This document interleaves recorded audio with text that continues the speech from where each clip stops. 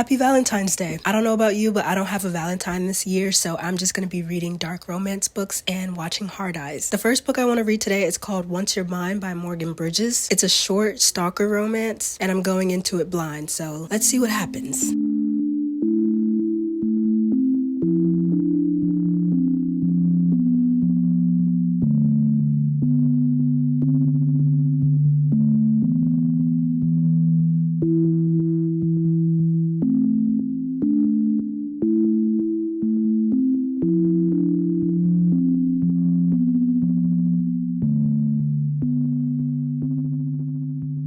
Okay, so I'm 50% into Once You're Mine, and so far it's really bingeable. I don't have any favorite characters right now. This book is not like reading other dark stalker romances. I would say this book is more of a lighter stalker romance. Like, I just don't get the intense feeling that I usually do when I read other books like Haunting Adeline or Pretty Monster. I would say the pacing is fast, but I could honestly do without some over descriptions of some things, like the appearances of the characters. Morgan seems to be one of those authors that just repeats the person's colored eyes in every single chapter, and I really hate that.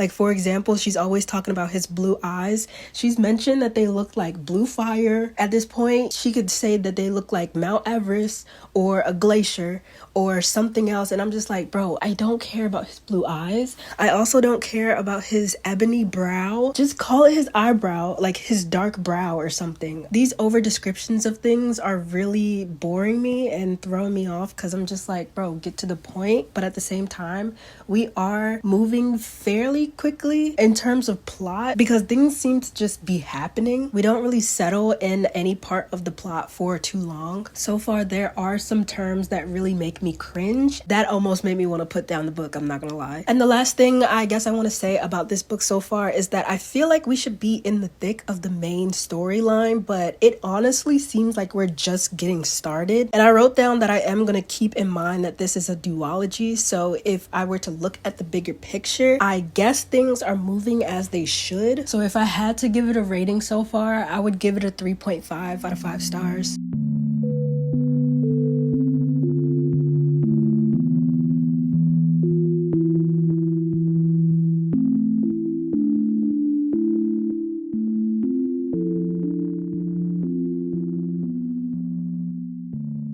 Okay, so I actually DNF'd this book at 82%. At 58%, I was saying how, bro, chapter 25, I don't know why Morgan just put that chapter randomly in between those two in the middle of the book. That was so weird for me, and I hated that. I didn't like that. It didn't even make sense. It felt like a huge interruption, and I really hate it. At 67%, I completely forgot that she didn't know who her stalker was. And I was like, how am I reading this? How did I forget that she didn't know? Because I felt like she should have known by now, subconsciously. And then I go to Goodreads. People are saying the same thing. So I'm like, okay, now I know I'm not the only one. As the story reads, it kind of gets, obvious. By 78%, I just felt like it was too much and it was too dragged out. And I feel like Morgan is trying too hard to be poetic, which is worsening the writing. And honestly, I'm just tired. Like, I was kind of laughing, I was giggling, I was chuckling in the beginning. Honestly, not because I was so turned on. It was because what was happening was just so ridiculous. But then I wasn't laughing anymore, and I was just bored and annoyed and just tired. And then my 82%, I had DNF'd it. I started to read one chapter, and I got to a point where the MMC was doing something with the FMC while he was working, and I just couldn't. I was like, no,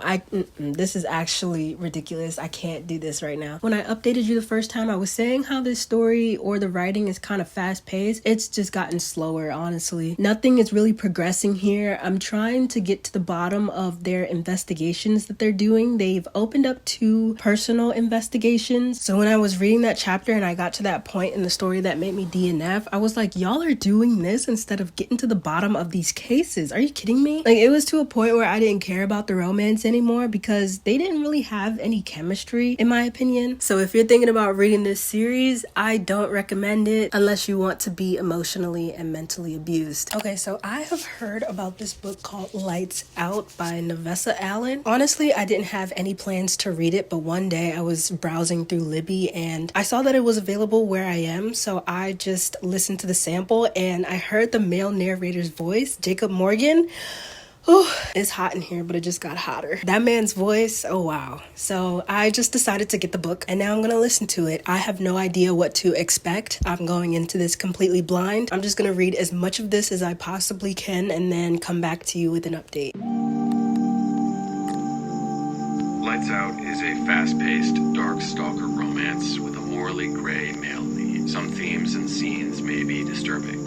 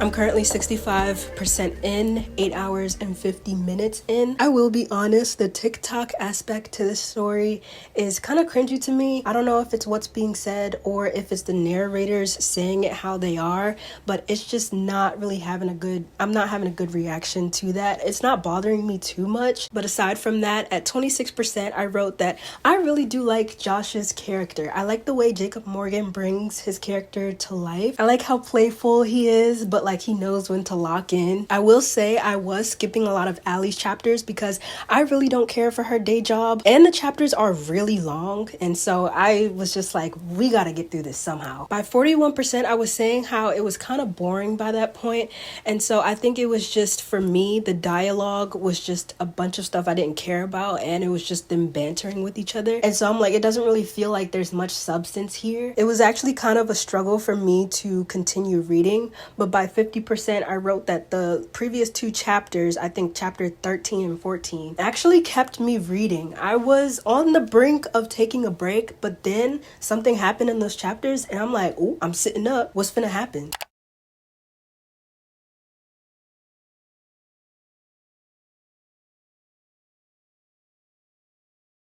There was one point in the book where Josh cooked for Allie, and Allie said that she was biting into eggshells and the bacon was raw in the middle. I'm like, that is so ew. Eggs and bacon? Are you kidding me? How is it raw in the middle? I'm not gonna lie, that turned me off. But then Allie goes to say that she'll never have him cook for her again. And I'm like, girl, no. Put a freaking YouTube tutorial in front of his face. Are you kidding me? We're not gonna live together. We're not gonna be in a relationship like this and you don't know how to at least cook eggs and bacon. Something else that really upset me was there was a part in the story where it looks like it was chapter 16 where someone is literally actually breaking into Allie's house. Allie's response to Josh letting her know is, maybe it's a raccoon. Raccoon. Please don't talk to me. Because what are you talking about, a raccoon? What raccoon can open doors? And it pissed me off so much because Allie is a character who was able to put together that Josh was her stalker and the popular TikToker that she crushed on. So you could figure out that Josh was your stalker. But your response to someone breaking into your house in the middle of the night is maybe it's a raccoon. Earlier in the story, you assume that someone broke into your house and you're thinking of ways, like you're thinking someone may have broken into your house, even if you don't know who, but you still think it was someone. In that time, why didn't you think it was a raccoon either? How are you asking that it's a raccoon? That doesn't make sense to me. And it just really pissed me off because I'm like, don't lose the momentum now, Allie. Please. Like, you're a smart character in this story. Don't become dumb now. And on top of what I just said about the raccoon, brother, we find out that it's the same rapist that she got into an altercation with at the hospital earlier on, who's breaking into her house trying to kill her. Wow. I'm like, oh my God, imagine if Josh wasn't there and you just wanted to believe it was a raccoon. Oh, it sure is a raccoon coming to steal your life. I do like that in that scene, we get a realization from Josh about him breaking into her house, because he broke into her house earlier in the story without realizing that she could be absolutely traumatized by someone who could be trying to hurt her. You feel me? And so he starts to realize that, oh, women have to worry about people like this, rapists, murderers who come in and break in to hurt them, scare them, kidnap them. You feel me? All these types of things. And I didn't even think about how she felt in any of that when I broke into her house earlier. So I'm like, W realization, at least. Now, can we do something about Brad, please? But yeah, that's what I think about the characters so far. They're okay. I love Josh. He's cool. He's definitely up there with characters I would say have the best personality in my opinion. I do think I'm gonna DNF this audiobook for this video though, because I'm just not clicking with the female narrator. Her voice is truly getting on my nerves and I just can't listen to it too much. She's not really bringing too much life to the characters. It's very monotone in my opinion. Plus I want to take the rest of my time with this audiobook and not rush it just to film this video. I honestly think the plot is just not, it's kind of boring to me, to be honest. Not much has happened. I feel like I'm almost basically 9 hours into the book and it feels like that 9 hours could have been condensed into less than 6 and we could have gotten more things happening in the plot than what's been happening. I really feel like the story is way too long. Like these 30-minute plus chapters, I cannot do it, girl. And I am honestly excited to move on to the next book. The next book I want to read is There Are No Saints by Sophie Lark. I don't know anything about this book either. I'm going into it blind. I did read the first 2 chapters, which seemed to give you a feel of the characters and who they are. In my book app, it says that the first 2 chapters are 10 plus pages. And then once you get past that, you get into the shorter chapters. So that's where I am right now. And I'm so excited because I feel like I'm going to fly through this book. It looks like for right now, a lot of the chapters are less than 6 pages, which is so, I love that. I'm ready to read. I hope I like it.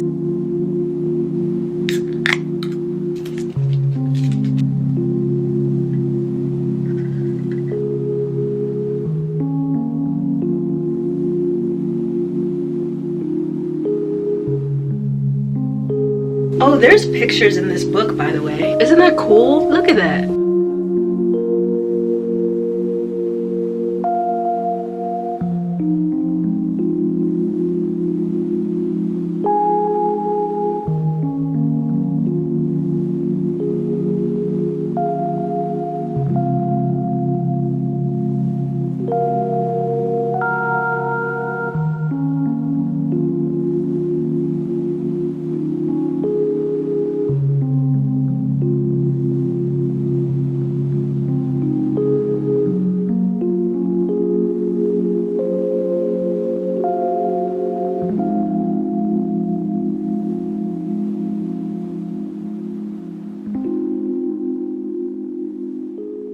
Update on There Are No Saints. I actually currently don't like this book right now. I don't find myself liking any of the characters and I truly don't understand how the FMC is so head over heels for the MMC. Apparently she wants him, but she can still recognize that there's no love there. And I feel like the switch between enemies to lovers or whatever the case may be, I don't even think that's an official trope in this book. I'm not sure.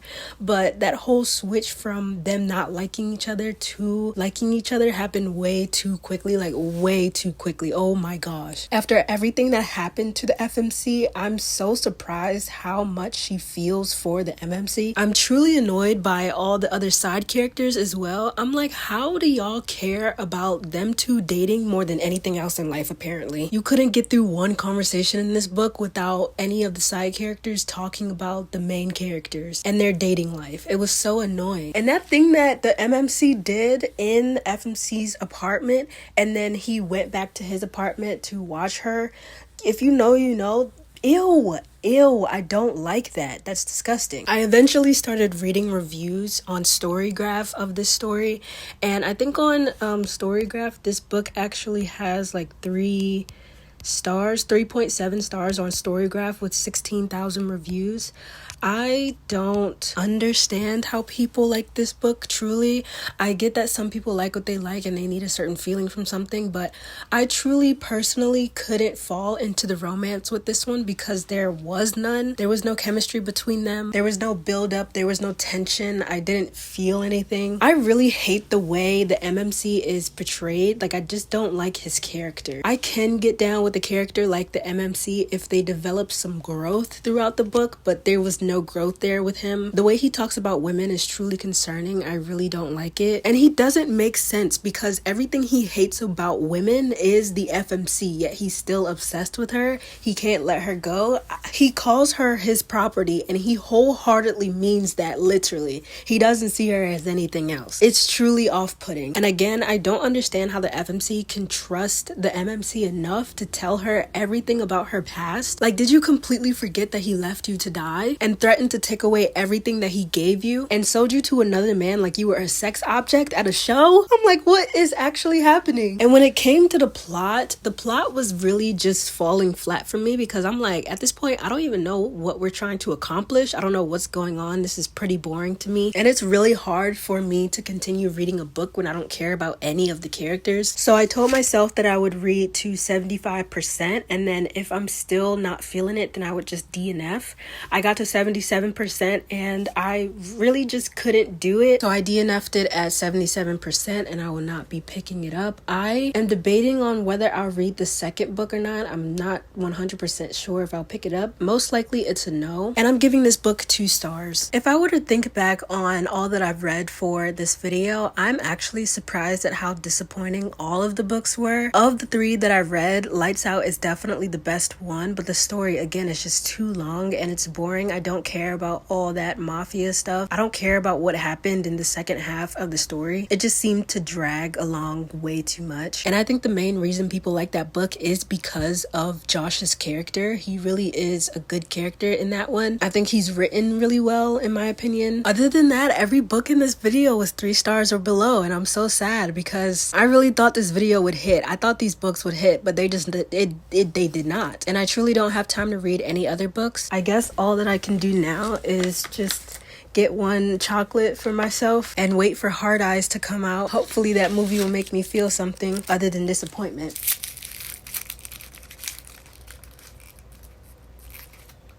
That's all I really have for you for this video. I'm so sorry this was disappointing. Actually, I'm not sorry. I don't know why I just apologized. Anyways, thank you for spending time with me and I will see you in the next video. Happy Valentine's Day. Bye.